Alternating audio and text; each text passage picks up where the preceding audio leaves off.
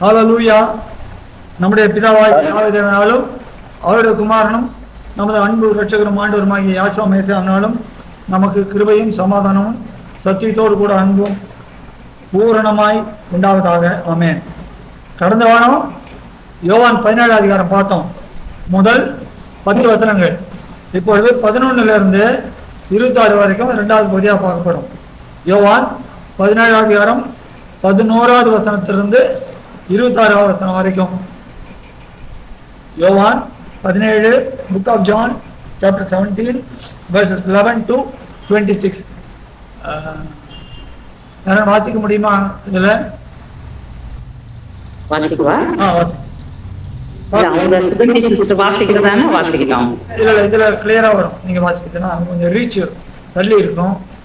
மற்ற பத்தில அவங்க வாசிக்கலாம். இது மாத்திரம் பக்கம் 153ஆம் பக்கம் எல்லாருக்கும். நான் இனி உலகத்திலே இரேன், இவர்கள் உலகத்தில் இருக்கிறார்கள். நான் உம்மிடத்திற்கு வருகிறேன்.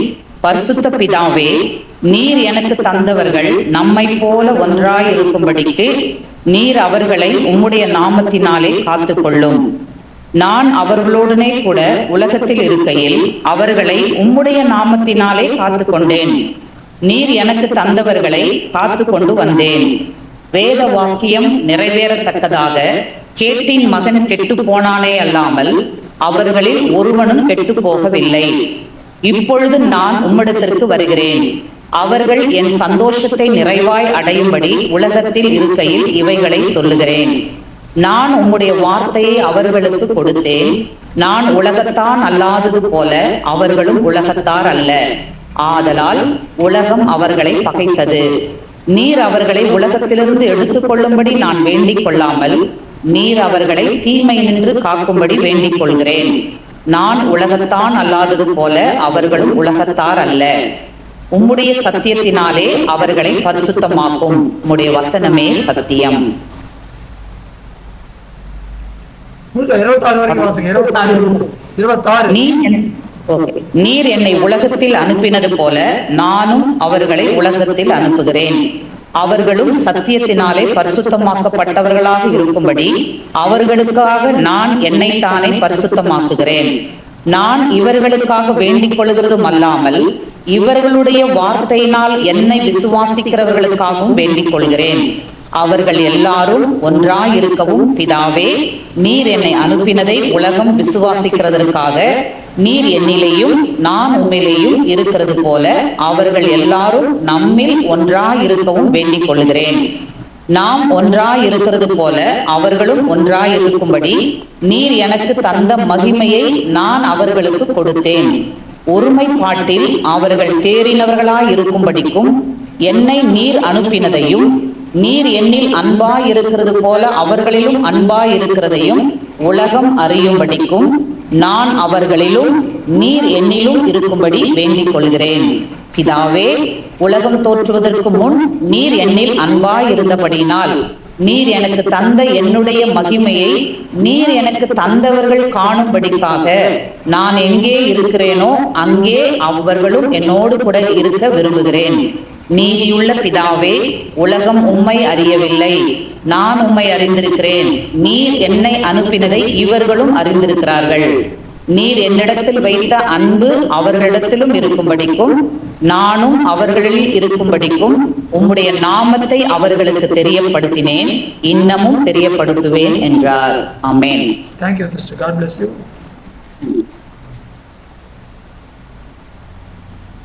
போன வாரம் நம்ம 10 வசனம் வரைக்கும் பார்த்தோம். இதுல முதல்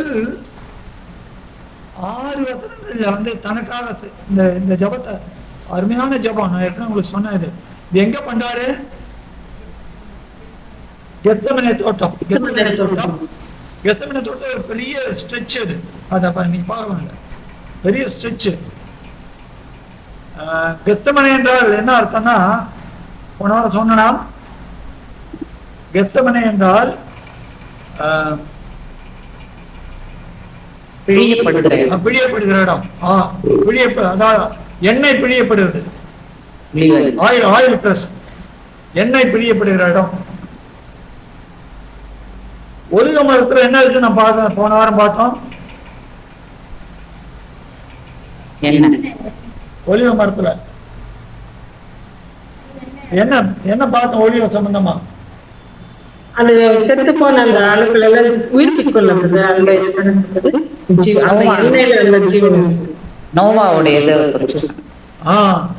முதல்ல பூமியில ஒரு உயிர் ஒரு இது ஒரு ஜீவம் வந்திருக்குதுன்றது எப்படி எப்படி காமிச்சா தேவன்? நோவா காலத்துல அந்த புறா வந்து எதை கொண்டு வந்தது? ஒரு ஒலிவ மலையை ஒலிவ இலையை கொண்டு வந்தது என்று பார்த்தோம். அப்போ இந்த ஒலிவத்திலே நீங்க ஆண்டவர் என்ன பண்றாரு? தன் ஜீவனை கொடுத்து நமக்கு ஜீவனை உண்டாக்குகிறார். அதான் பிழிகிற இடம். தன்னையே பிழிகிறார். தன்னை அவர் பிழிந்ததினால் அதான் சொல்லுவாங்க. இங்க இந்த இதுல கூட ஒரு நம்ம நாட்டில் கூட ஒரு சிவபாக்கியாரோ ஒரு கட்சியை பண்ண வரும். அவர் என்ன சொன்ன அதே மாதிரி வள்ளலார் கூட சொல்கிறார், தன்னை கொடுத்து என்னை தடுத்து ஆட்கொண்டு தன்னை கொடுத்து என்னை தடுத்து ஆட்கொண்ட நிந்தன் கருணைக்கு என்னை கொடுத்து என்ன பயன்? எந்தாய் பராபரமே அருட்பெருஞ்சோதி தனிப்பெருங்கருணை. தன்னை கொடுத்து என்னை தடுத்து ஆட்கொண்டு, தன்னையே கொடுத்தனால என்னை தடுத்து ஆட்கொண்டார். நான் எங்க போயிருந்திருக்கணும்? பாதாளத்துல, தாழ்ந்த பாதாளத்துல. அப்ப தன்னையே கொடுத்து என்னை அதுக்கு போறதுக்கு தடுத்து என்னை ஆட்கொண்ட நிந்தன் கருணைக்கு, உங்களுடைய அந்த கருணைக்கு என்னை கொடுத்து என்ன பயன்? என்னையே கொடுத்தா கூட ஒண்ணு முடியாது. அருட்பெருஞ்சோதி தனிப்பெருங்கருணை. அப்ப தன்னையே பிழிஞ்சி, அதனால இந்த ஒளி அந்த கெத்செமனே தோட்டத்துல ஜெபம் பண்ணிட்டு அது பெரிய ஸ்ட்ரெச். நீங்க அதை பார்க்கலாம், விவரமா சொல்லணும். ஏன்னா யோவான் 17-18 எல்லாத்துக்கும் நம்ம கனெக்ட் பண்ணா 18 தான் இந்த காட்டி கொடுக்குற சீன்லாம் வருது. அழகா நான் சொன்னேன் உங்களுக்கு. 13 இருந்து 13 எந்த இதுல ஆரம்பிக்குது? 13 பஸ்கா அடுத்த உபதேசம் அறிவுரைகள் எல்லாம் சொல்லிட்டு தான் இந்த ஜபத்தை பண்ணிட்டு போறாரு. போறப்ப ரிப்போர்ட் கொடுத்துட்டு அந்த ஜபத்தை அப்படியே ரிப்போர்ட்ல போறாரு. சொல்றப்ப 11 நான் இனி உலகத்தில் இல்லேன், இவர்கள் உலகத்தில் இருக்கிறார்கள். அப்ப இங்க விட்டுட்டு நான் அங்க வர பிதாவே, நீர் எனக்கு தந்தவர்கள் நம்மை போல ஒன்றாயிருக்கும்படிக்கு நீர் அவர்களை உம்முடைய நாமத்தினாலே காத்துக்கொள்ளும். முதல்ல என்ன சொல்றாரு? யாருக்கெல்லாம் நீர் எனக்கு தெரிந்து கொண்ட மனுஷர்களாம் என்ன பண்ணாரு? உம்முடைய நாமத்தை அவளுக்கு வெளிப்படுத்தினேன்றார். உம்முடைய வார்த்தைகளை அவளுக்கு கொடுத்தேன்றார். அப்போ மறுபடியும் என்ன சொல்றாரு? உம்முடைய நாமத்தினாலே அவளை காத்துக்கொள்ளும். நான் அங்க வரும் பிதாவின் மண்டத்துல, ஆனால் இவர்களை நீர் எப்படி காக்க வேண்டும்? உம்முடைய நாமத்தினாலே காத்துக்கொள்ளும். உம்முடைய நாமன்றது, நாமத்துக்கு என்ன அர்த்தம்? மாறாதவர், மாறாத தேவன். நீர் மாறாதவர். இவர்கள் உம்முடைய ஜனங்கள், உம்முடைய நாமத்தை தரித்திருக்கிறவர்கள்.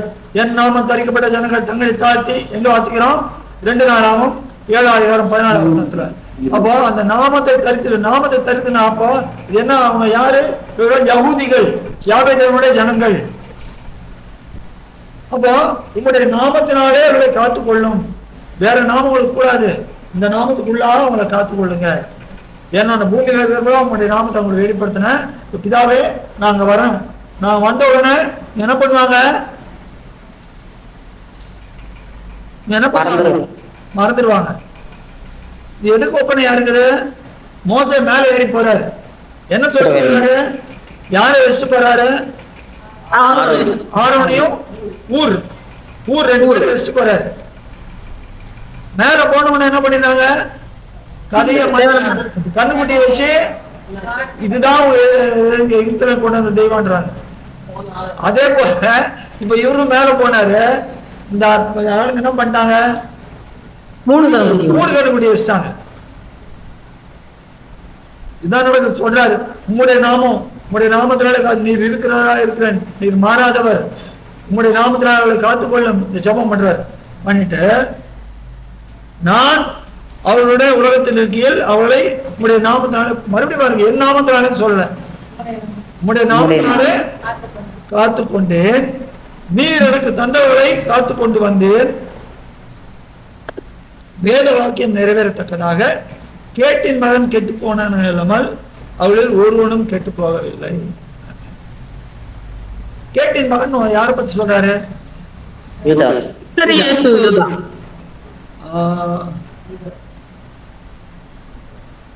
41ஆம் சங்கீதம் 9வது வசனம் பாருங்க.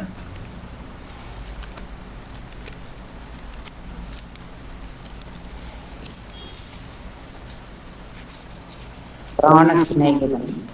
695. பிராண சிநேகிதன் நம்பினவனும் என் அப்பம் புசித்தவனுமாகிய மனுஷனும் என் மேல் தன் குதிகாலை தூக்கினான். அது யாரு? யூதாஸ். யூதாஸ் காரியோத் தூக்கினான். இவன் என்ன பண்ணா? ஆண்டவரோட கூட இருந்து, ஆனால் பிறகு ஆண்டவர் துரோகம் பண்ணான். சரி, எல்லாரும் ரோமர் 1:5 பாருங்க.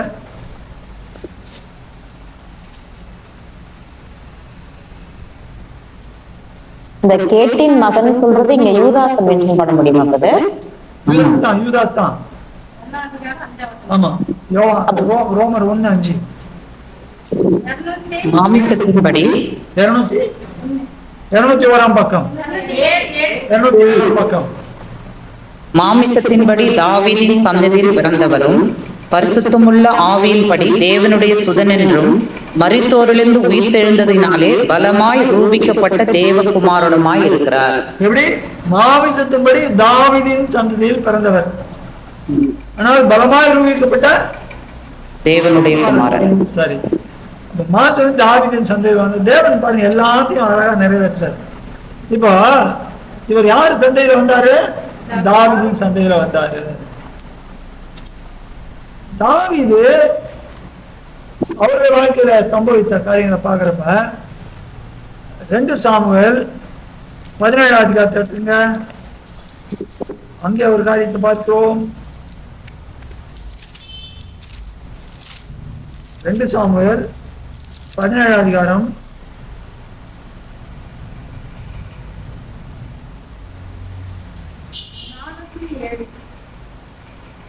16வது அதிகாரம்.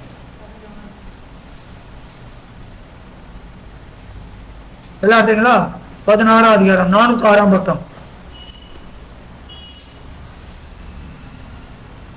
எல்லாம் 16ஆம் அதிகாரம் 20ல இருந்து பாருங்க.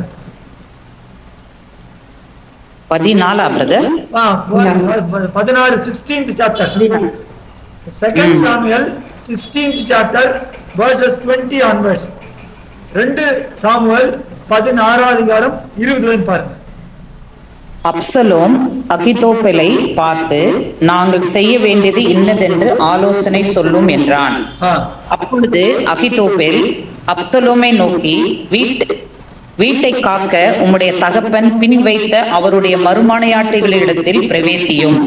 அப்பொழுது உம்முடைய தகப்பனுக்கு நாற்றமாய் போனீர் என்பதை இஸ்ரவேல் எல்லாரும் கேள்விப்பட்டு உம்மோடு இருக்கிற எல்லாருடைய கைகளும் பலக்கும் என்றான். அப்படியே அப்சலோமுக்கு உப்பரிகையில் மேல் ஒரு கூடாரத்தை போட்டார்கள். அங்கே அப்சலோம் சகல இஸ்ரவேலரின் கண்களுக்கு முன்பாக தன் தகப்பனுடைய மறுமனையாட்டிகளிடத்தில் பிரவேசித்தான். அந்நாட்களில் அகிதோப்பேல் சொல்லும் ஆலோசனை தேவனுடைய வாக்கை போல இருந்தது. அப்படியே அகிதோப்பேலின் ஆலோசனை எல்லாம் தாவீதுக்கும் இருந்தது, அப்சலோமுக்கும் அப்படியே இருந்தது.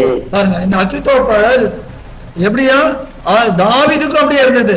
இந்த அகிதோப்பேலோட ஆலோசனை தாவீதுக்கு கூட இருந்து ஆலோசனை கொடுத்த இந்த அகிதோப்பேல் தாவீது என்ன பண்றாரு? ஆலோசனை தாவீது என்ன பண்றாரு? யாருக்கு பயந்து ஓடுறாரு? மகன் அப்சலோமுக்கு பயந்து ஓடுறாரு. அப்சலோமுக்கு பயந்து ஓடுறப்ப எப்படி ஓடுறாரு பாருங்க. 2 சாமுவேல் 15ஆம் அதிகாரம்ங்க.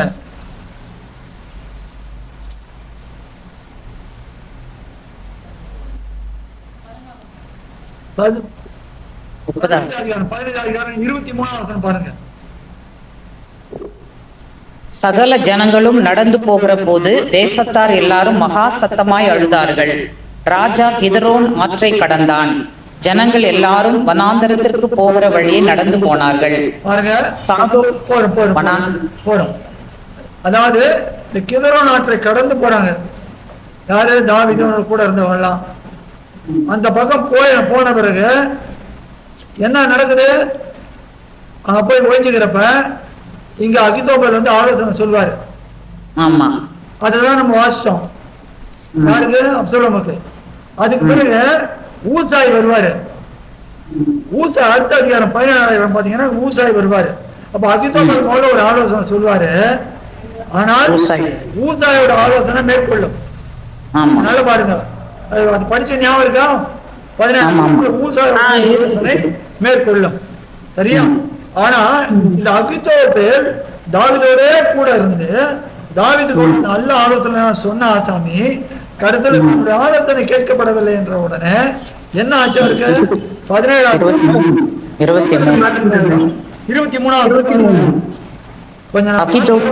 கொஞ்சம் வாதிக்கிற கொஞ்சம் குறுக்க.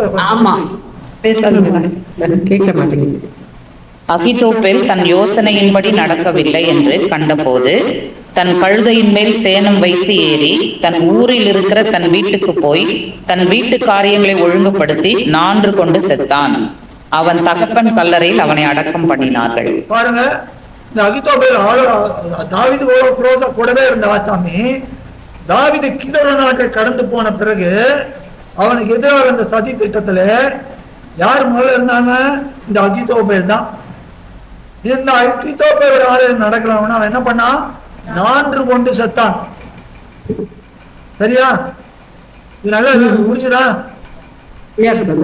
நீங்க கேட்கலாம், ஏன் பிரதர் இதை சொல்றீங்க அப்படின்ட்டு. நேரம் யோவான் 18 அதிகாரம் வாங்க. அவரும் கிதரோன் நாட்டை கடந்து தானே போனார். யோவான் 18 அதிகாரம் முதல் 2 வசனம் பாருங்க. யாஷுவா மேசியா இவைகளை சொன்ன பின்பு பக்கம் 154.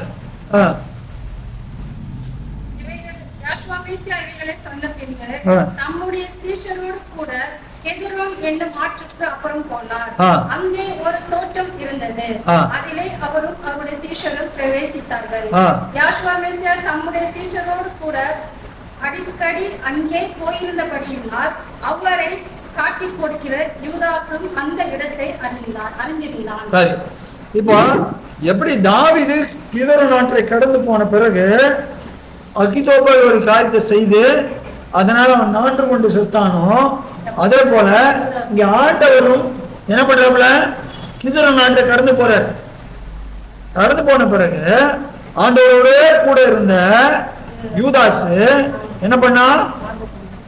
ஒரு தவறான காரியத்தை செஞ்சு, அதாவது ஆண்டவர் எப்படி அந்த தாவீதுக்கு விரோதமாய் அகித்தோப்பேல் ஆலோசனை சொன்னானோ அதே போல யூதாசும் ஆண்டவருக்கு விரோதமாய் தாவீது மாம்சத்தின்படி தாவீதின் சந்ததி பிறந்த தேவகுமாரனாகிய யாசோமேசாவுக்கு விரோதமாய் ஒரு ஆலோசனை ஒரு காரியத்தை செய்து அதன் நிமித்தம் அவனுக்கு வந்த விளைவு என்ன? 4 கொண்டு செத்தான். ஒரே ஒரு வித்தியாசம் என்ன? அகித்தோப்பேல் அவனுடைய தகப்பன் கல்லறையில அடக்கம் பண்ணினார்கள். ஆனால் இவனுக்கு என்னாச்சு? வயிறு வெடித்து செத்தான் என்று அந்த நிலம் அக்கேத்தமா எங்க அப்போஸ்தலர் 1 அதிகாரத்தை வாசிக்கிறோம் பாருங்க. அப்படியே வரப்போகிறதுக்கு ஒரு நிழலாட்டமா தேவன் காமிச்சிட்டார்.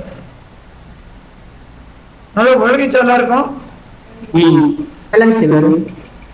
அதாவது தாவீது வந்து ஒரு டைப் ஆஃப் கிரைஸ்டாவே நிறைய கேரக்டர்ல நிறைய இடத்துல காமிக்கிறார் தேவன். இந்த கிதரோன் நாட்டிற்கு, இந்த கிதரோன் நாட்டுல நிறைய காரியங்கள் இருக்கு. இந்த கிதரோன் நாட்டை பாக்குறப்ப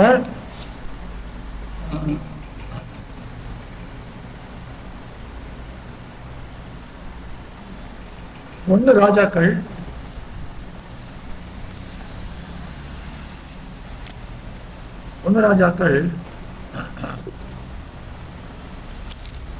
3 அதிகாரம்.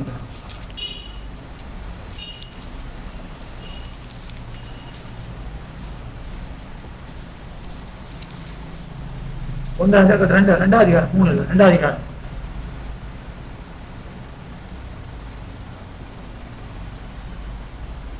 எல்லா இடத்துலையும் 1 ராஜாக்கள் 2ஆம் அதிகாரம் 36, 37.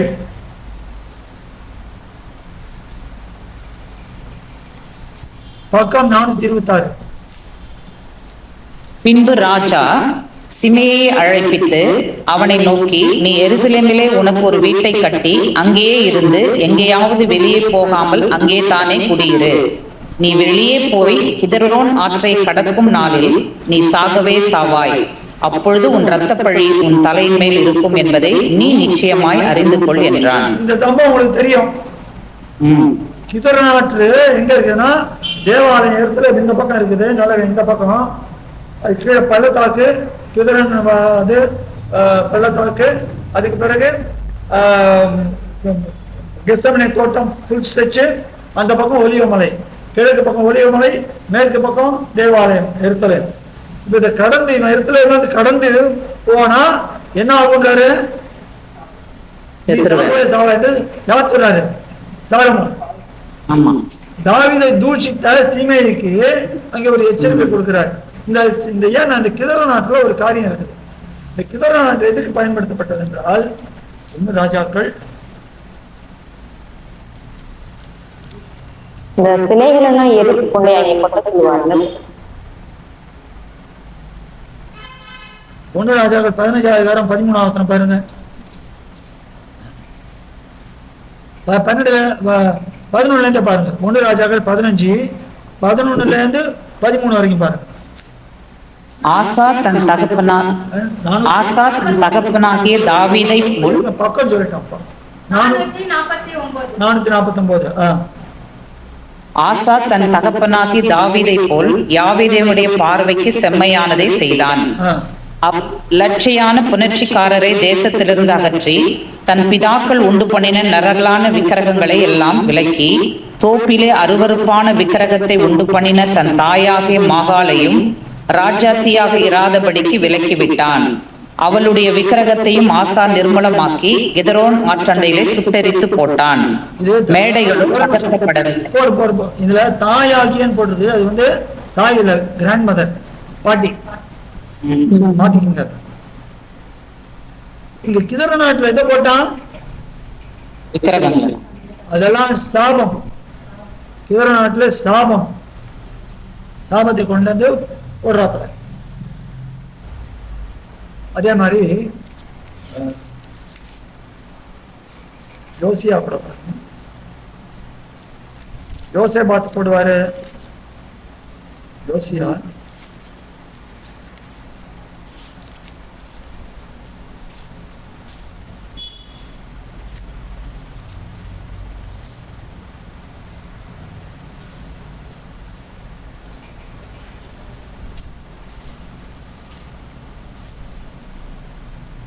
அதிகாரம் 2 ராஜாக்கள் 23ஆம் அதிகாரம் 12ஆம் வசனம் பாருங்க.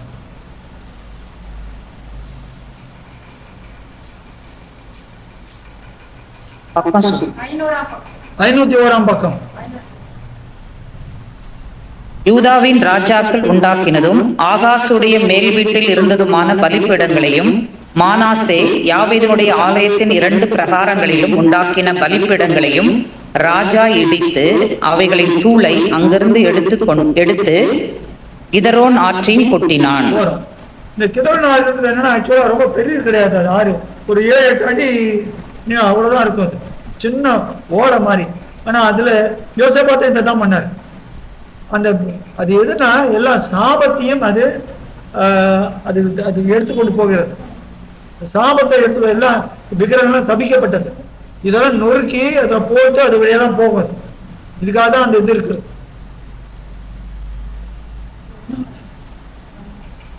இப்போ இந்த கிதரோன் ஆற்றை கடக்க வேண்டியது ஏனென்றால் ஆண்டவர் நேரத்தை கடக்கிறாரு. சாபத்தை தொலைத்து தீர்ப்பதற்காக என்ன பண்ணாரு? அந்த சாபத்தை தன்மையில் ஏற்றுக்கொள்வதற்காக அந்த சாபத்தின் அது கடந்து போறாரு. இதான் அதனால கிதரோன் ஆற்றை கடக்க வேண்டியதா இருந்தது. இந்த திட்டம் பண்ணிதான் முன்னாலேயே தாவீதுக்கு அந்த சம்பவத்தை சொல்றாரு. அது தாவீது அந்த போயிட்டு சாபத்தை கிதரோன் கடந்து போயிட்டு அது ஒரு அப்சலோம் சங்கரிக்கப்பட்டு திரும்ப ராஜாவா வர்றாரு. அதே போல ஆண்டவரும் திரும்ப ராஜாவா வர போறாரு. நல்லா உங்களுக்கு புரியுதா? தேவ திட்டம் வேதத்தில் வைத்திருக்கிற காரியங்கள் எல்லாம் ஒரு வார்த்தையும் ஒரு எழுத்து உறுப்பாகிலும் ஒழிந்து போவதில்லை. அவ்வளவு ஒரு உறுப்புக்கும் அவ்வளவு நோக்கத்தோட தேவன் செய்யறார். பிரியமானவர்களே, இந்த புஸ்தகத்தை முத்தமிட்டுக்கிட்டே இருக்கலாம். இதுக்கு இணையாக எதையுமே சொல்ல முடியாது. தேவன் அவ்வளவு துல்லியமா எல்லாத்தையும் வச்சு அதெல்லாம் நிறைவேற்றுறாரு. எதுக்கு இவ்வளவு சொல்றேன்னா, இவ்வளவு காரியங்களையும் தேவன் அழகா செய்திருக்கிறாரு, நமக்கு எழுதி கொடுத்திருக்கிறாரு. இப்போ இங்க கேட்டின் மகன் இவர் கூடவே இருந்து, ஆனா இவன் அறுத்த பலன் என்ன? மரணம், சாபத்துலதான் மரணம் மாத்திரம் இல்ல, போயிடுது, ஆத்மா போயிடுது.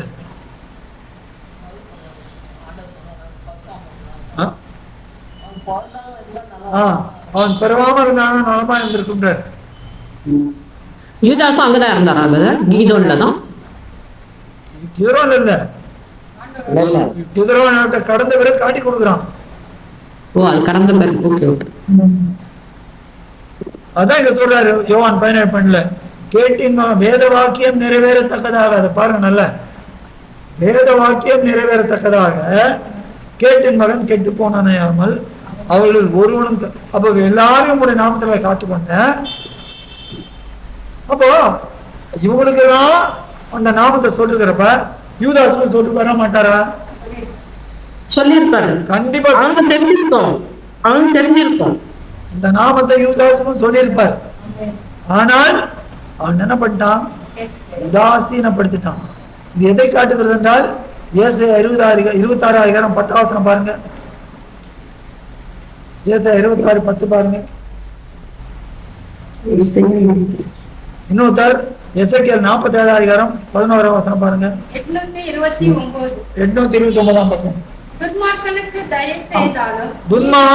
தயவு செய்தாலும் நீதியை கற்றுக்கொள்ளாதே போகிறான். நீதியுள்ள தேசத்திலும் அவன் அநியாயம் செய்து யாவேடைய மகத்துவத்தை கவனியாதே போகிறான். அப்போ துன்மார்கனுக்கு தயவு செய்தா கூட, இவன் துன்மார்கனுங்க, ஆனா இவன 3 வருஷம் கூட வச்சிட்டு இருக்கிறார். பணப்பெட்டி வேற அவன்கிட்ட கொடுத்திருக்கிறார். என்ன கேட்டீங்க? எசேக்கியேல் 47:11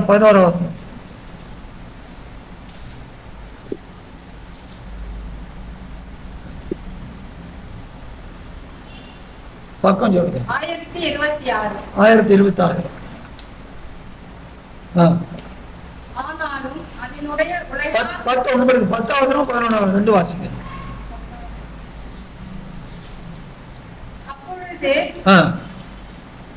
என்கேதி தொடங்கி, அப்பொழுது என்கேதி துவக்கி மட்டும் மீன் பிடிக்கிறவர்கள் அதன் கரையிலே நிற்பார்கள். அதெல்லாம் வலைகளை விரிக்கிற ஸ்தலமாயிருக்கும். மச்சங்கள் பெரிய சமுத்திரத்தின் மச்சங்களை போல பல ஜாதியும் மகா ஏராளமுமாயிருக்கும்.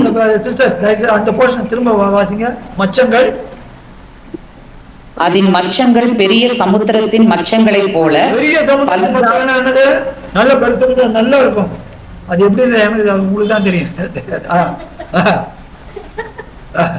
சமுத்திரத்தின் மச்சங்களை போல பல ஜாதியும் மகா ஏராளமுமாயிருக்கும்.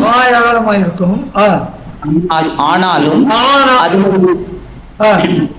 அதனுடைய உளையான பள்ளங்களும் அதனுடைய விடுகுகளும் ஆரோக்கியமாக்காமலும் உப்பாகவே விட்டு விடப்படும். அப்போ திரளான மச்சங்கள், பெரிய பெரிய பேதுரு, யாக்கோபு, யோவான் எல்லாம் இருக்கிறாங்க.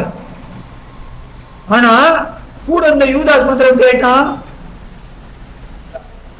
மடங்கு மாதிரி போயிட்டான். கூடவே புரியுதா? புரியுது பிரதர். கம்பேரிஷன். பிரதீப்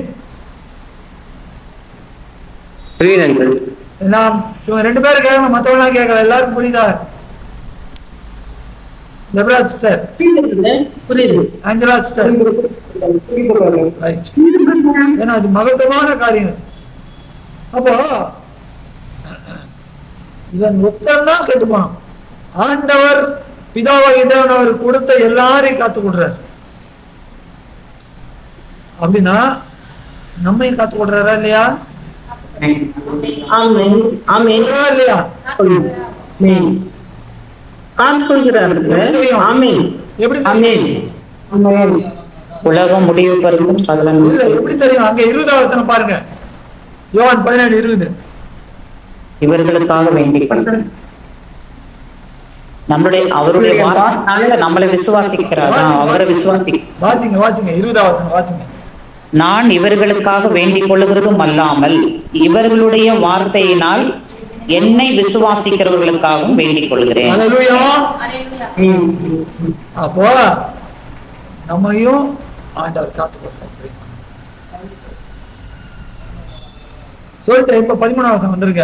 இப்பொழுது நான் உங்களிடத்துக்கு வருகிறேன், அவர்கள் என் சந்தோஷத்தை நிறைவடையும்படி உலகத்தில் இருக்கையில் இவைகளை சொல்லுகிறேன். இப்போ உலகத்துல இருப்ப எதுக்கு இதெல்லாம் சொல்றேன்றாரு? என் சந்தோஷத்தை நிறைவாய் அடையும்படிக்கு. அதான் சொல்றாரு, அவர்கள் என் சந்தோஷத்தை நிறைவாய் அடையும்படி உலகத்தில் இருக்கையில் இவைகளை சொல்லுகிறேன். என்னது அர்த்தம்? அது உபத்திரம் வரும், ஆனாலும் அந்த உபத்திரத்துல நீங்க தைரியமா இருங்க. உங்களுக்கு ஏற்கனவே சொல்லிட்டேன். வேற யாரான்னு சொல்லுங்க. பரிசுத்த ஆவியினுடைய பலன். வேற யாரான்னு சொல்லுங்க. Isa sister, Angela sister, Vijaya sister, Pradeep, Jenitha, Deborah sister. அவர் மரணத்தை ஜெயித்து போயிட்டு நமக்கு விக்டரி கொடுக்குறாருல, அந்த விக்டரியில அதான் சொல்றாரு, அவர்கள் என் சந்தோஷத்தை நிறைவாய் அடையும்படி உலகத்தில் இருக்கையில் சொல்கிறேன். ஏன்னா அந்த சந்தோஷத்தை கொடுத்துட்டு போயிருக்கிறாருல அவருடைய வித்தியாச ஆபீஸ். சந்தோஷம், சமாதானத்தை உங்களுக்கு வைத்து போகிறேன். சந்தோஷம் இல்ல, நித்திய ஜீவனை நாம் பெற்றுக்கொள்ளும் பொழுது, பிதா கரத்துல போய் நம்மளை கொடுக்கும் பொழுதுதான் அவருக்கு அந்த அவருடைய சந்தோஷம். அதுதான் அது. அப்ப இந்த சந்தோஷம் இப்ப இங்க இருக்குதா? தேவனுடைய சந்தோஷம் கண்டிப்பா. அவருடைய சந்தோஷம்ன்றது நம்மளை தெரிந்து கொண்டவர்கள் பண்ணி பிதா கிட்ட ஒப்படைப்பார்ல.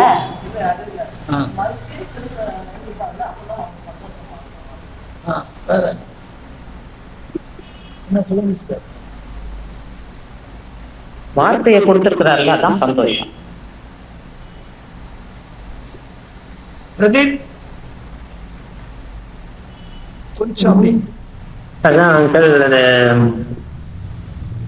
that they may have my joy fulfilled in themselves போட்டிருக்கு.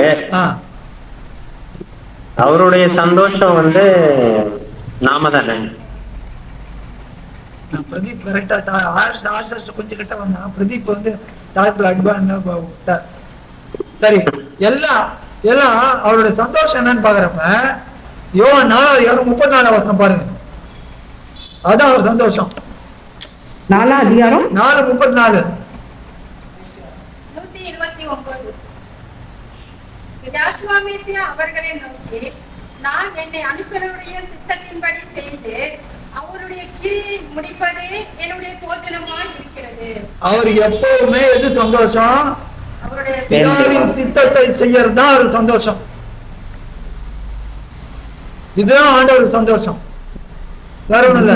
இதோ புத்தகத்துள்ள என்னை குறித்து எழுதி நிறைவேற்ற வருகிறேன், அவர் உலகத்துல பிரவேசிக்க சொல்றாரு. அவருக்கு சந்தோஷம் எதுனா பிதாவின் சித்தத்தை செய்வதே. பிதாவின் சித்தம் என்ன? பிதாவின் சித்தம், அவர் குமாரனை அவரிடத்தில் அன்பாய் இருந்து வார்த்தைகள் கற்பனைகளை கைக்கொள்வது. மத்தேயு 12:47-50 வரைக்கும், லூக்கா 8:19-21 வரைக்கும் கம்பேர் பண்ணி பார்த்தா தெரியும். ரிப்பீட் பண்ணுங்க. மத்தேயு 12:47-50, மத்தேயு 12:47-50, லூக்கா 8:19-21 கம்பேர் பண்ணி பாருங்க. இல்ல மத்தேயு 12:50 வசனத்தை லூக்கா 8:21 வசனத்தோட டிரான்ஸ்போஸ் பண்ணி பாருங்க.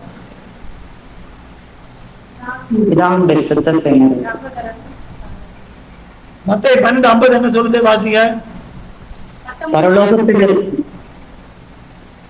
பரலோகத்தில் இருக்கிற என் பிதாவின் சித்தத்தின்படி செய்கிறவன் எவனோ அவனே எனக்கு சகோதரனும் சகோதரியும் தாயுமாய் இருக்கிறான் என்றார். சரி, லூக்கா 8:21. அதற்கு அவர், தேவனுடைய வசனத்தை கேட்டு அதன்படி செய்கிறவர்களே எனக்கு தாயும் எனக்கு சகோதரருமாய் இருக்கிறார்கள் என்றார். அப்ப பிதாவின் சித்தம் செய்வதுன்னா என்ன அர்த்தம்?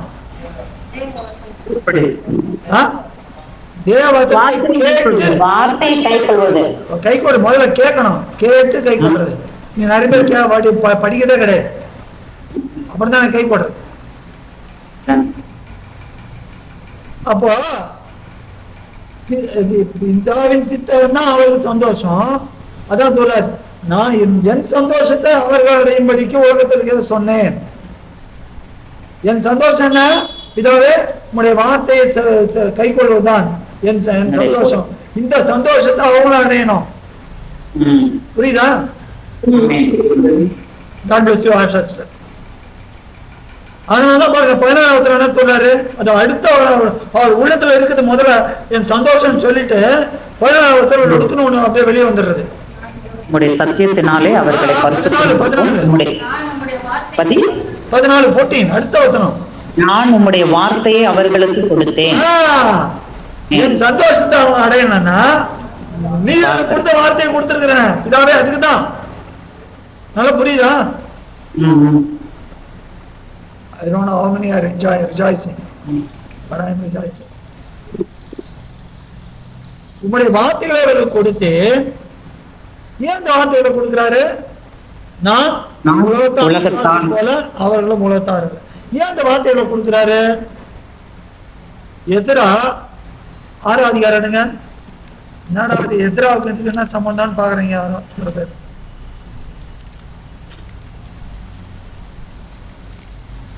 எதிரா எங்க இருக்குது? முன்னாடி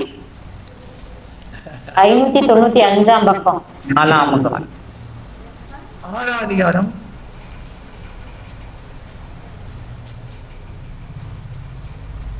20 22 வரையும் பாருங்க. பக்கம் சொல்லுமா? பக்கம் 596 பக்கம். நான் அப்படி பைபிள் ஓபன் பண்ணி உங்களுக்கு சொல்றேன், ஈஸியா டைம் வேஸ்ட் பண்ண வேண்டாம். ஆசாரியரும் லேவியரும் ஒருமனப்பட்டு தங்களை சுத்தம் பண்ணி கொண்டதினால் எல்லாரும் சுத்தமாயிருந்து சிறையிருப்பிலிருந்து வந்தவர்கள் எல்லாருக்காகவும் ஆசாரியரான தங்கள் சகோதரருக்காகவும் தங்களுக்காகவும் பஸ்காவின் ஆட்டுக்குட்டிகளை அடித்தார்கள். அப்படியே சிறையிருப்பிலிருந்து திரும்பி வந்த இஸ்ராயேல் புத்திரரும் இஸ்ராயேலின் தேவனாகி யாவேயை நாடும்படி பூலோக ஜாதிகளின் அசுத்தத்தை விட்டு அவர்கள் அண்டையிலே சேர்ந்து அனைவரும் அதை புசித்து புளிப்பில்லாத அப்ப பண்டிகையை 7 நாளாக சந்தோஷத்தோடு ஆசரித்தார்கள். யாவே தேவன் அவர்களை மகிழ்ச்சியாக்கி அவர்கள் கைகளை இஸ்ராயேலின் தேவன் என்னும் தேவனுடைய ஆலயத்தின் வேலையிலே பலப்படுத்தத்தக்கதாய் ஆசாரியனுடைய ராஜாவின் இருதயத்தை அவர்கள் பட்சத்தில் சார்ந்திருக்க பண்ணினார். அசிரியருடைய ராஜாவின் இருதயத்தை அவர்கள் பட்சத்தில் சார்ந்திருக்க பண்ணினார். என்ன புரிஞ்சுது? எதுக்கு இதை சொல்றோம்? அதாவது இந்த பஸ்காவை அவங்க சிறையிருப்பிலிருந்து வந்தவங்க எல்லாம் எல்லா அசுத்தத்தையும் நீக்கி அந்த பஸ்காவை அவங்க புசிக்கும்படியாக. அசுத்தத்தை நீக்கி இல்ல, அசுத்தத்தை விட்டு பூலோக ஜாதிகளுடைய அசுத்தத்திலிருந்து பிரித்தெடுக்கப்படும்படிக்கு என்ன பண்ணாங்க? பஸ்காவை ஆதரித்தார்கள். நமக்கு யார் பஸ்கா? அவங்களுக்கு அந்த மிருகாட்டுக்குட்டி. நமக்கு யார் பஸ்கா? ஆண்டவராகிய. அப்போ இந்த பஸ்காவாகிய ஆண்டவராகிய மேசியாவாகிய ஜீவ வார்த்தை நம்ம என்ன பண்றது? பூலோக ஜாதிகள் அல்லது உலகத்திலிருந்து நம்மை பிரித்து எடுக்கிறது. புரியுதா?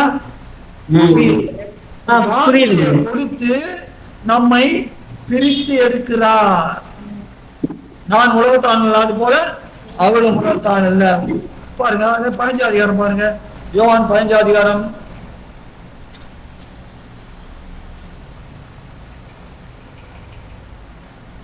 எல்லாம் எடுத்துக்கிறா 15 அதிகாரம் 18 19 பாருங்க. உலகம் உங்களை பகைத்தால் அது உங்களை பகைக்கு முன்னே என்னை பகைத்ததென்று அறியுங்கள். நீங்கள் உலகத்தாராய் இருந்தால் உலகம் தன்னுடையது சிநேகித்திருக்கும். நீங்கள் உலகத்தார் இராதபடியினாலும் நான் உங்களை உலகத்திலிருந்து தெரிந்து கொண்டபடியினாலும் உலகம் உங்களை பகைக்கிறது. சரி, 18வது என்ன சொல்றாரு? உலகம் என்னை பகைத்தது. ஏன் என்னை பகைத்தது? சத்தியத்தை சொன்னதுனால. பவுலுக்கு தான் நடந்தது. சத்தியத்தை சொன்னதுனால சத்தியரான. அப்போ உலகம் எதிர்ப்பு நாடுறது அசிங்கத்தையும் அசத்தியத்தையும் தான் நாடுறது. அப்ப இதுல இருந்து நம்ம பிரித்து எடுக்கும்படிக்கு அவர் என்ன பண்றாரு? வார்த்தையை கொடுக்கிறார். அப்போ இந்த வார்த்தையை கொடு, இந்த வார்த்தையை கேட்டு கை கொள்ளணும். பிதாவே, அதுதான் என் சந்தோஷம். நான் பூமியில இருக்கிறப்பவே அங்க வரப்போறேன்னா, வரப்போறதுக்கு நான் பூமியில இருக்கிறப்ப என்ன சொல்லிடுறேன்? என் சந்தோஷம் என்ன பிதாவே? எப்பவும் உங்க சித்தத்தை செய்து உங்க வார்த்தையை கேட்டு அதுபடி நடக்கதான் என் சந்தோஷம். அதே அவங்களும் செய்யணும்ட்டு நான் பூமியில இருக்க சொல்றேன். உங்களை வார்த்தைகளை அவளுக்கு கொடுத்தேன். ஏன்? நான் உலகத்தான் அல்ல. அது போல நான் உலகத்தான் இல்ல, நான் எங்கேருந்து வந்தேன்? உம்மிடத்துல வந்தேன். அப்ப அவங்களுக்கு அந்த சிந்தையை இருக்கணும். அவனா எப்படிப்பட்டவர்கள்? பூமியில தங்களை அரதேசிகளும் பரதேசிகளும் என்று அறிவித்துக் கொள்ள வேண்டும். முற்பிதாக்கள் அப்படிதான் செஞ்சாங்க. பூமியில நான் பரதேசின்றார். 119ஆம் சங்கீதம் 54வது நான் பரதேசியா தனி வீட்டிலே உங்களுடைய பிரமாணங்களே எனக்கு கீதம். அப்ப நமக்கு அந்த இது இருக்கணும். அதுக்காக தான் இங்க வார்த்தையை கொடுக்கிறாரு. நீர் அடுத்த வசனம் வந்துருங்க, 15வது. நீர் அவளை உலகத்திலிருந்து எடுத்துக்கொள்ளும்படி நான் வேண்டிக் கொள்ளாமல் நீர் அவளை தீமையை காக்கும்படி வேண்டிக் கொள்கிறேன். உலகத்திலிருந்து எடுத்துருக்கன்னு வேண்டிக்கல. இல்ல எங்கேயாவது உலகத்தை தனியா கொண்டு வைங்க. இது பிற்காலத்துல நடந்தது. ஆண்டவர் சொன்ன ஜெபம் பண்ண என்ன பண்ணிட்டாங்க பிற்காலத்துல? ரோமன் கத்தோலிக்கு கண்டிப்பா தெரிஞ்சிருக்கும். அந்த பெண்ணில வந்தவங்களுக்கு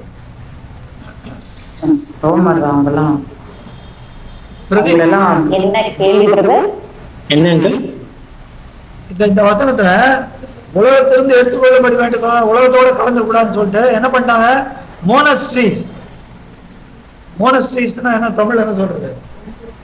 ஒரு தனிப்பட ஒரு ஆசிரம், ஒரு ஆசிரம், சன்னியாசிங்க மாதிரி எல்லா உலக ஆசைகளையும் வெறுத்து விட்டு, நான் கல்யாணம் பண்ணிக்க மாட்டேன், நான் இது பண்ண மாட்டேன், நான் இந்த ட்ரெஸ் தான் போடுவேன். இதெல்லாம் என்ன மாயமான தாழ்மை. உள்ளத்தை சுத்தம் பண்ணாம வெளியில இருந்து என்ன பிரயோஜனம்? பிசாசு தத்துறது. ஆண்டோட நீ உலகத்திலே இருக்கட்டப்பா. ஏன் நான் உலகத்துல இருந்து அவங்க சித்தத்தை செஞ்சேன். நான் பருவத்திலே பண்ற ரத்தம் சிந்தல. நான் அந்த பாழ் உலகத்தை, அந்த பாவ உலகத்துல வந்தேன். வந்து இந்த பாழ் உலகத்து மத்தியில ஜனங்க மத்தியில நான் என்னுடைய அவங்க மாறணும்னா அவங்க என்ன பண்ணும்? இந்த பாடுகளின் வழியாய் இந்த பாவ உலகத்துல அவங்களும் நீர் எங்களுக்கு கொடுத்த பரிசுத்தத்தை காத்துக்கொள்ளும்படி அவளும் நடக்கணும். இதுதான் அவருடைய நோக்கம். அதனால உலகத்துல எடுத்துக்கொள்ளுங்க. சில பேர் ஜெபம் பண்ண, ஆண்டவரே எனக்கு கஷ்டமா இருக்கு எடுத்துக்கொள்ளுங்க. யார் ஜெபம் பண்ண? அப்படி எலியா பண்ணாரு, ஆபிரகாம் பண்ணாரு, மோசே பண்ணாரு. மோசே பண்ணாரா இல்லையா? பண்ணாரு. பவுல் பண்ணல. அப்படி பவுல் பண்ணல. பண்ணலையா? பவுல் பண்ணலையா? பவுல் பண்ணலையே. பவுல் அது மாதிரி பண்ணவே இல்லை. அது மாதிரி பண்ணவே கூடாது. அதாவது ஜீவனும் மரணமும் நாவின் அதிகாரத்தில் உள்ளது. நம்ம பேத்தற்பது நினைக்கிறதெல்லாம் பாசிட்டிவா நினைக்கணும், நெகட்டிவா சொல்லக்கூடாது. அப்போ ஆண்டவர்கள் சொல்ற உலகத்துல எடுத்துக்கணும் நான் வேண்டிக்கிறப்பா. உலகத்துல இருக்கட்டும். ஏன்? உலகத்துல இருக்கிற காட்டிலும் உங்களுக்கு பெரியவரும் என்னோட அப்போத்தனை என்னுடைய சீஷனை கொண்டு ஒரு வசனம் எழுதி வைக்க போறேன். அவர் காத்து கொண்டதுக்கு வல்லமை தேவன் கொடுப்பார். தீமை என்று காக்கும்படி வேண்டிக் கொள்ளுகிறேன். நான் மறுபடியும் சொல்றேன், நான் உலகத்தான் அல்லாது போல அவர்களும் உலகத்தார் அல்ல. இந்த ஜபத்தை பிதாண்ட சொல்றாரு. இது வருங்காலங்கள்ல நம்மளாம் அதை பாக்குறப்ப, இந்த வசனத்தை வாசிக்கிறப்ப, இந்த அதிகாரத்தை படிக்கிறப்ப அப்படியே இந்த உங்களுக்கு ஒரு அன்பா ஒரு தேவ ஆலோசனை சொல்றேன். இந்த அதிகாரத்தை படிக்கிறப்ப தயவு செய்து எல்லாத்தையும் ஒதுக்கி வச்சிருங்க. இதுல அதிகாரம்லாம் இருக்குது. அந்த அதிகாரம்லாம் உங்களுக்கு என்னன்னு சொல்றேன். சாலமன் பண்ண ஜெபம், மோசே பண்ண ஜெபம், தாவீது பண்ண ஜெபம், தாவீது பண்ண ஜெபம் எங்க இருக்கு?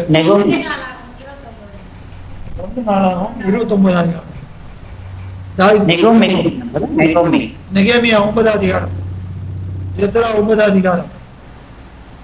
சாலமன் தேவாலயத்தை பிரதிஷ்டை பண்ணப்ப எல்லாத்துக்காட்டிலும் இந்த அண்டஸ்தராத்திரமும் விட்னஸ் பண்ண பார்த்த ஒரு பெரிய ஜபம் இதுதான். இதை காட்டிலும் பெரிய ஜபம் கிடையாது. இதெல்லாம் படிக்கிறப்ப தயவு செய்து எல்லா வாழையும் கட்டி வச்சிருக்கேன். எல்லாத்தையும் தயவு செய்து தாழ்மையாக சொல்றேன். தயவு செய்து எந்த கவலை எதையும் யோசிக்காதீங்க. அதோட ஊன்றி படிங்க. அந்த ஜப செஞ்சு அப்படியே படிங்க. என்னுடைய அனுபவத்தை உங்களுக்கு அன்பாய் நான் சொல்றேன். அதோட ஒன்றி போயிடுங்க. அப்ப தேவ பரவசங்களை பெற்றுக்கொள்வீர்கள். தேவன் கண்களை தரப்பார்.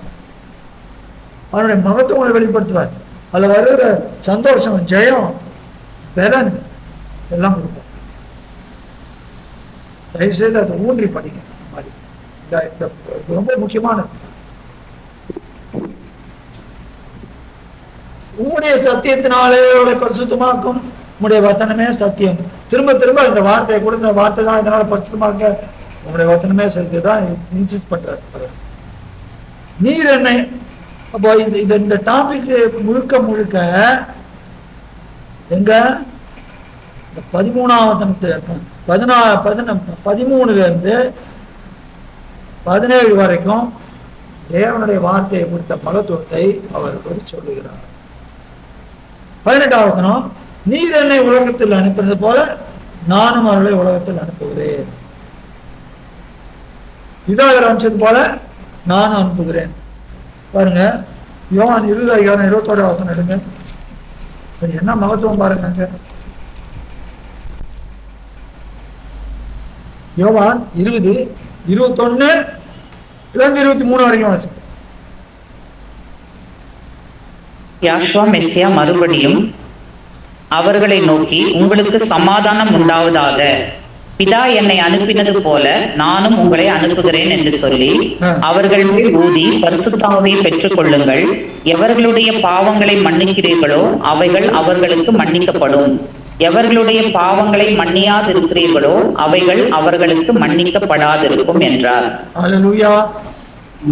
முதல்ல தேவன் எங்க ஊதினாரு? ஆதியாகமம் 2வது அதிகாரத்துல மனுஷன் மண்ணான ஜீவாத்மான. ஆனா அந்த மனுஷன் கெட்டு போன பிறகு அதை சரி பண்ணி ஊதுறது எவ்வளவு. அப்ப பிதாவாய தேவனுக்குரிய அதே கணத்தை இவருக்கு இருப்பாரு. அப்ப அனுப்புகிறது, நம்ம எப்பவுமே நம்ம அனுப்புறது யாரு? ஆண்டவர் தான் நம்ம அனுப்புறாரு. ஆண்டவர் அவர் அனுப்பினார். யோவான் 6வது அதிகாரம் 57வது வசனம் பாருங்க. ஜீவனுள்ள பிதா என்னை அனுப்பினார். 134. ஜீவனுள்ள பிதா என்னை அனுப்பினது போலவும் நான் பிதாவினால் பிழைத்திருக்கிறது போலவும் என்னை புசிக்கிறவன் என்னாலே பிழைக்கும்படிக்கு நானே வாழ்ந்து வந்தேன் அப்படின்றது. சரி, எப்பவுமே நம்மளை அனுப்புறது இவர்தான். யாத்திராகமம் 3வது அதிகாரத்துல நம்ம பாக்குறோம், மோசே அனுப்புறாரு.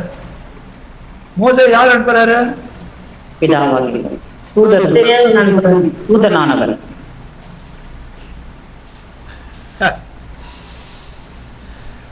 அங்க பார்த்தா யாத்திராகமம் 3வது தேவன் அனுப்புறவர் தான் இருக்கும். ஆனா மறைவாக வச்சுக்கிறத ஸ்தேவான் தான் கொண்டு சொல்றாரு அப்போஸ்தலர் நடவடிக்கைகள்ல. 7வது அதிகாரம் 35வது பாருங்க. அப்போஸ்தலர் 7:35 பக்கம் 170 பக்கம் 170. 7வது அதிகாரம் 35வது பாருங்க. உன்னை அதிகாரியாகவும் நியாயாதிபதியாகவும் ஏற்படுத்தினவர் ஏற்படுத்தினவன் யார் என்று சொல்லி அவர்கள் மறுதலித்திருந்த இந்த மோசே தானே தேவன் முச்செடியில் அவனுக்காக தரிசனமான தூதரானவராலே தலைவனாகவும் மீட்பனாகவும் அனுப்பினார். அப்போ அனுப்புறது தூதனானவர் தேவன் தான். நியாயாதிபதிகள் 6ஆம் அதிகாரம் 14 பாருங்க, அங்க ஒருத்தர பாருங்க.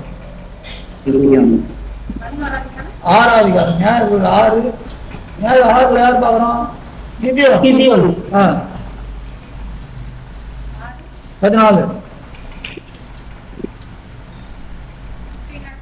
அப்பொழுது யாவே தேவன் அவனை நோக்கி பார்த்து, உனக்கு இருக்கிற இந்த பலத்தோட போ, நீ இஸ்ராயேலை மீதியானரின் கைக்கு நீங்களாக்கி ரட்சிப்பாய், உன்னை அனுப்புகிறவர் நான் அல்லவா என்றார். யாரு தூதனானவர் பேசுறாரு? கர்வாலி மரத்தண்ட 12வது வசனம். யாவேவுடைய தூதனானவர் அவனுக்கு தரிசனமானார். மத்தேயு 10ஆம் அதிகாரம் 16ஆம் வசனம் பாருங்க.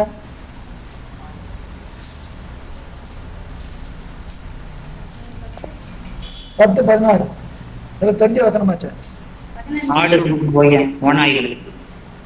பக்கம் 15ஆம் பக்கம்.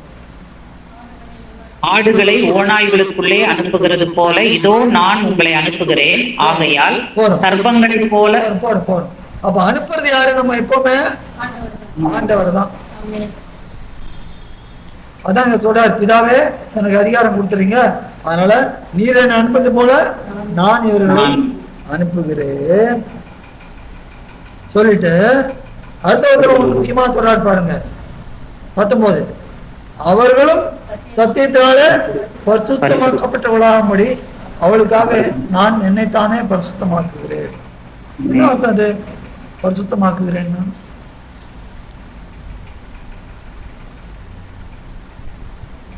தேவனுடைய வார்த்தையை கீழ்ப்படிஞ்சார்கள்.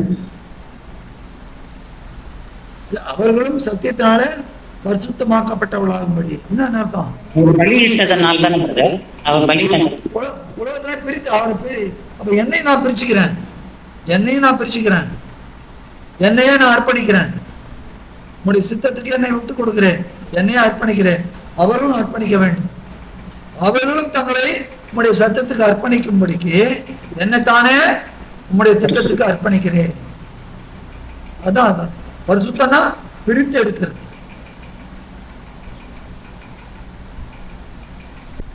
புரியுதா? புரியுது. அதான் தேவனுக்கு அர்ப்பணிக்கிறார். நான் இவர்களுக்காக வேண்டிகளை பார்த்துனது இவருடைய வார்த்தையினால் என்ன விஷயம். இப்ப நமக்கு எல்லாருக்காக வேண்டி இருக்கிறார். அப்போ நம்ம அங்க இதுவரைக்கும் அவர் பிதாட்ட ஜெபம் பண்றப்ப அங்க அவரோட கூட இந்த சீட்டு மாத்திரம் இல்ல, நமக்காகவும் இதெல்லாம் சொல்லிருக்கிறார், நமக்காகவும் சொல்லிருக்கிறார். அப்ப நம்மளும் அவருடைய சந்தோஷத்தை அடையணும். ஒருத்தர் தான் ஆமென் சொல்றாங்க. சந்தோஷத்தை நான் நிறைய அடையிறோம், வார்த்தையை போய் சொல்றோம். அதுதான் ஆமென் வருது. ஆமென் சொல்லுங்க எல்லாரும். அவர்கள் எல்லாரும் ஒன்றாயிருக்கும். பிதாவே நீர் அனுப்பது உலகம் விசுவாசிக்கிறதுக்காக நீர் என்னிலேயும் நான் உங்களை இருக்கிறது போல அவர்கள் எல்லாரும் நம்மில் ஒன்றாயிருக்கும் வேண்டிக் கொள்கிறேன். அவள் எல்லாம் ஒன்றாயிருக்கவும், நம்மை போல ஒன்றாயிருக்கவும். 11ஆம் வசனம் 21ஆம் வசனம் எல்லாத்துலயும் எப்படி சொல்றாரு? 22ஆம் நாம் 2 பேரும் ஒண்ணு அப்படிங்கிறாரு. பிதாவும் குமாரனும் ஒண்ணு அப்படின்னா என்ன அர்த்தம்? ஒருமைப்பாட்டில் எல்லா எண்ணங்களோடும் சிந்தைகள் எல்லாத்தையும் ஏக சிந்தை. apart from him I don't do anything, and without me he doesn't do anything. Amen. Pradeep, did you enjoy my sentence? Yes. Amen.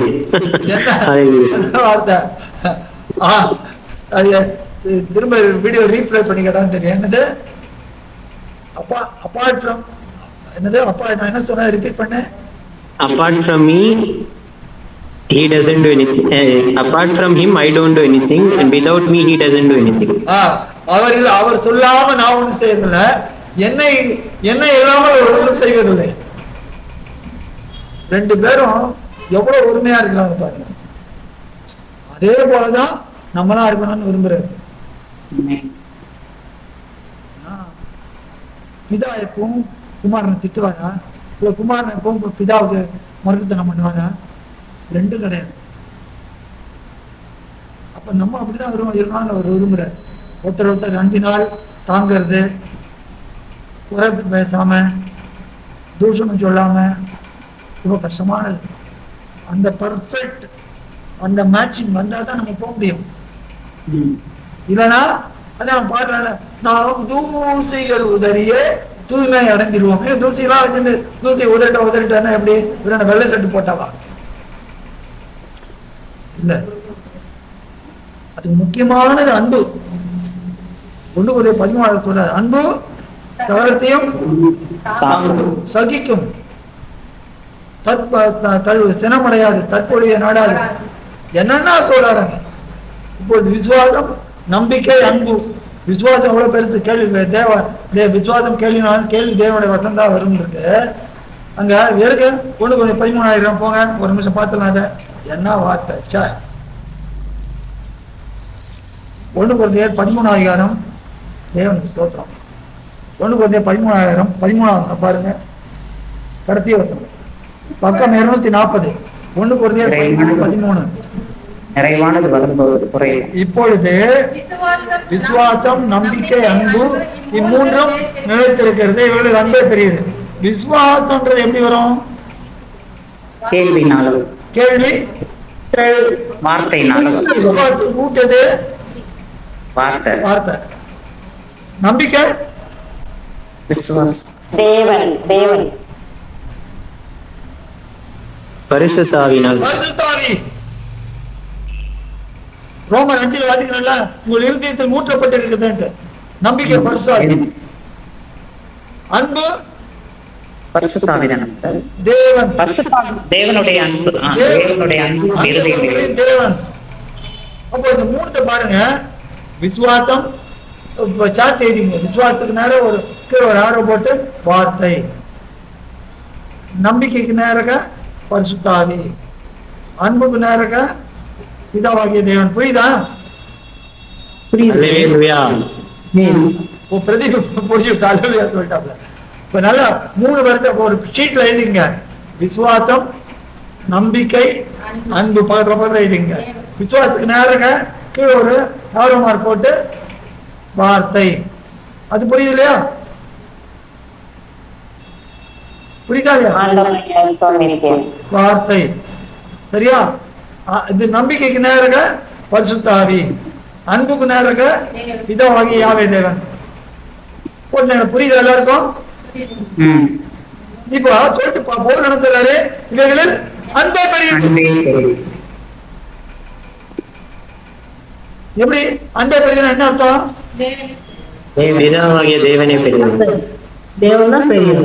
2 வசனம் சொல்றேன். 1 கொரிந்தியர் 15:28 ஒண்ணு. இன்னொன்னு 1 நாளாகமும் 29 சகலமும் அவருக்கு கீழ்ப்பட்டு.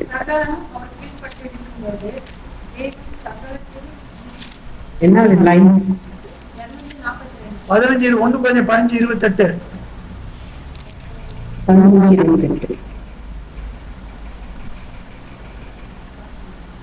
இன்னொருத்தர் 1 நாளாகவும் 29 11 பாருங்க.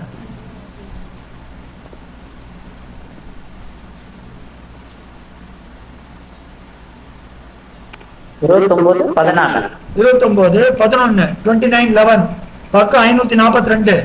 5:4 1 நாளாகவும் 29 11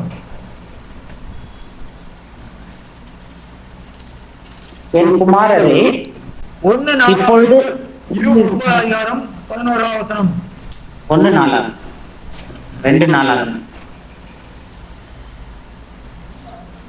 யாவே தேவனே, மாட்சிமையும் வல்லமையும் மகிமையும் ஜெயமும் மகத்துவமும் உம்முடையவைகள். வானத்திலும் பூமியிலும் உள்ளவர்கள் எல்லாம் உம்முடையவைகள். யாவே தேவனே, ராஜ்யமும் உம்முடையது. தேவரீர் எல்லாருக்கும் தலைவராக உயர்ந்திருக்கிறேன். யோவான் 10:29 பாருங்க.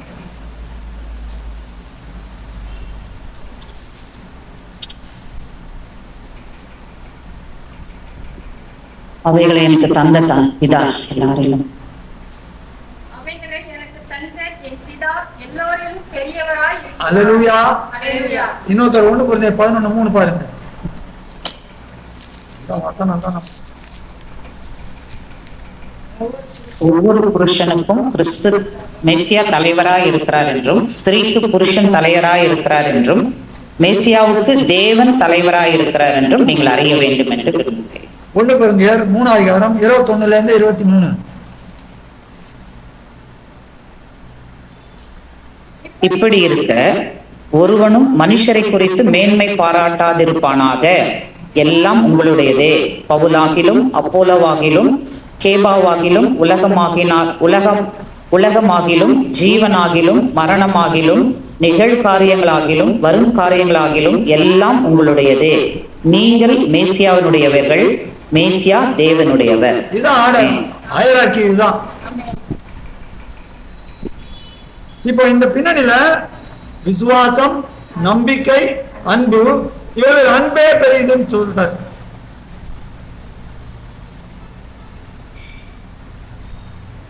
இந்த பின்னணியில வாங்க. 1 John அதன சொல்றார், God is love. ஆமா ஆமா, தேவன் அன்பாகவே இருக்கிறார். அப்போ இந்த யோவான் 17 வந்துருங்க.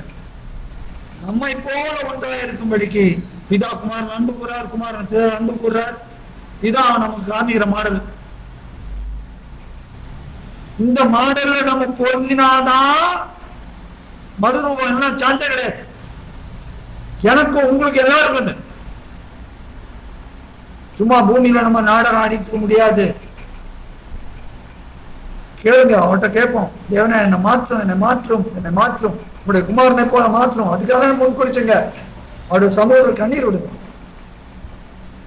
என்னுடைய காணப்பட்ட அசூசி எல்லாம் நீங்க செய்யுங்க, என்னோட பலவீனெல்லாம் நீங்க செய்யுங்க. நம்ம கேட்கணும். இந்த நாளில் கூட நம்ம கேட்க போறோம். அடுத்த ஜெபம் பண்றப்ப எல்லாருக்காக, எல்லாரும் ஆச்சாரியர் ஜெபம் பண்றப்ப எல்லாரும் சிரத்தையோட உண்மையோட நம்ம பாடினால உண்மை உள்ளத்தோடு கூப்பிடும் போது மேசியா வந்து ஆதரிப்பார். இந்த ஜெபம் நம்ம கத்துக்கூட பாடம் அதுதான். ஆண்டவர் அதுதான் விரும்புகிறார். நாம் ஒன்றாய் இருக்கிறது போல அவர்களும் ஒன்றாய் இருக்கும்படி நீர் எனக்கு தந்த மகிமையை நான் அவர்களுக்கு கொடுத்தேன். பாருங்க, இந்த மகிமையை கொடுத்துட்டார். என்ன மகிமை? பிதா அவருக்கு தந்த மகிமை என்ன? பிதா அவருக்கு தந்த மகிமை என்ன? என்னோட வலது பார்த்து உட்காரம். நமக்கு என்ன பண்ணாரு? உன்னதங்களில் அவரோடு கூட உட்காரவும் செய்தார். 22:7. ஒருமைப்பாட்டில் அவர்கள் தேவனாயிருக்கும்படிக்கும் என்னை நீர் அனுப்பினதையும் நீர் என்னில் அன்பாயிருக்கிறது போல அவர்களிலும் அன்பாயிருக்கிறதையும் உலகம் அறியும்படிக்கு. அப்ப உலகம் என்ன தெரியணும்? இதாவே நீர் என்ன அனுப்பினீர், இதாவே நீரே வந்தது இல்லை. இன்னைக்கு உலகத்துக்கு என்ன சொல்லிட்டு இருக்கிறாங்க? தேவனை வந்துட்டாரு, தேவனை வந்துட்டாரு. 25ஆம் தேதி வந்து பிறந்தாரு, தேவாதி தேவனை வந்து பிறந்தாரு. இதுதான் உலகம் சொல்லிட்டு இருக்கிறாங்க. நான் ஆண்டவர் பண்ண ஜபத்துக்கு விரோதமா செஞ்சுட்டு இருக்கிறாங்க. தயவுசெய்து கிறிஸ்துமஸ் கொண்டாடாதீங்க. நீங்க கொண்டாடினீங்கன்னா ஆண்டவர் பண்ண ஜபத்துக்கு விரோதமா தான் நம்ம போறோம்.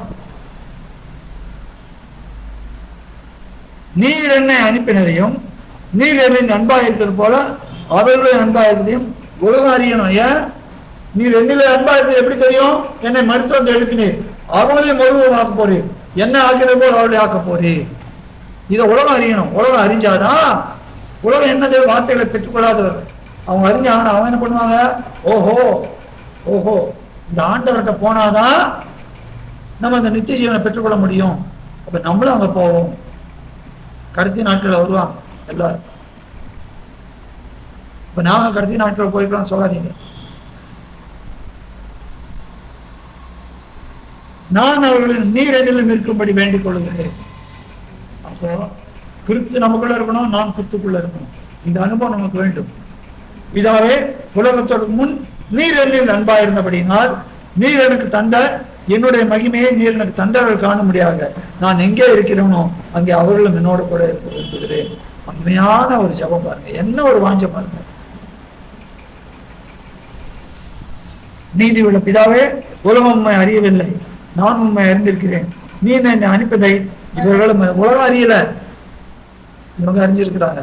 வார்த்தையை பெற்றுக்கொண்டவர்கள் என்ன சொல்றாங்க, என்ன விசுவாசிக்கிறாங்க, என்ன நம்புறாங்க? தேவன் ஆண்டவரை அனுப்பினார், தேவன் ஆண்டவரை கல்வாரிக்கு அனுப்பினார், தேவன் ஆண்டவரை மரித்தோர்ந்து எழுப்பினார், நம்மையும் எழுப்புவார். இதுதான் பண்ண ஜபத்துக்கு. நீர் என்னில் வைத்த அன்பு அவளில் இருக்கும்படிக்கும் நானும் அவளில் இருக்கும்படிக்கும் உங்களுடைய நாமத்தை அவளுக்கு தெரியப்படுத்தினேன். சபத்தை அப்படிதான் முடிக்கிறார். இந்த நாமம், இந்த வார்த்தை, நாமம் வார்த்தை, நாமத்துக்கு பிதாவும் வார்த்தைக்கு குமாரனும், இந்த ரெண்டு பேரையும் அறியல் தான் நித்திய ஜீவன். இததான் இந்த ஜபத்துல முழுக்க முழுக்க முழுக்க முழுக்க முழுக்க முழுக்க ஆண்டவர் நம்ம கற்றுக் கொடுக்கிற பிரியமானவர்களே. ஆண்டவரை நாம் நோக்கி பார்ப்போம், ஆண்டவர் நமக்கு வைத்த பாதையில அடிச்சு உள்ள நடப்போம். நமக்கு மெய்யாகவே ஆண்டவருடைய ரகசியங்களை மறுரூபமாக்குவோம். ஆண்டவர் தாமே நம் ஒவ்வொருவரையும் ஆசீர்வதிப்பாராக. ஆமென்.